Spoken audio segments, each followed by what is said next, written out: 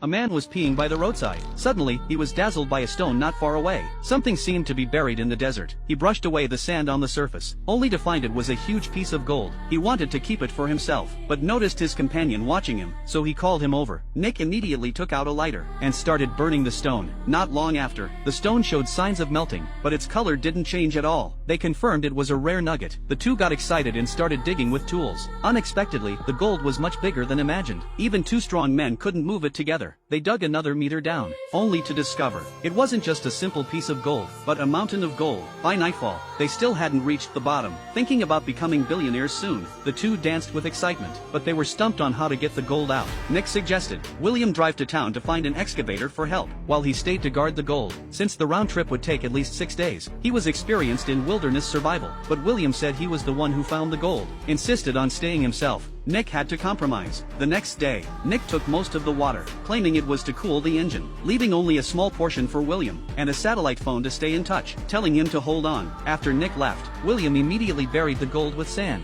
then built a simple tent. The next day, while looking for firewood, William accidentally found a plane wreck. It was a perfect campsite, blocking the scorching sun during the day, and keeping wild animals away at night. But the only downside was he couldn't see the buried gold from there, so William took the plane apart, dragged the parts next to the gold, and made a simple camp. Through the glass window, he could just see the gold not far away. The man finally fell asleep in peace, but he didn't expect. The desert sun was too harsh. The scorching sun came through the cracks, blistering his forehead. Unable to bear it any longer, he thought about leaving. William smashed off a big piece of gold with a stone. It was enough to keep him well fed and clothed. But just as he decided to leave, Nick called. He told William he was on his way back, told him to keep watching the gold. This dispelled William's thoughts of leaving, so he stayed and endured for another 3 days. His sunburns got worse. The canned food was long gone. Only 1 bottle of water remained, but Nick showed no sign of returning. Worse still, a sandstorm hit in the afternoon. The fragile tent couldn't block the strong wind. When William fled, he didn't forget to take the gold with him, but as soon as he ran out, he was crushed by a dead tree. When he woke up, a branch was stuck in his abdomen.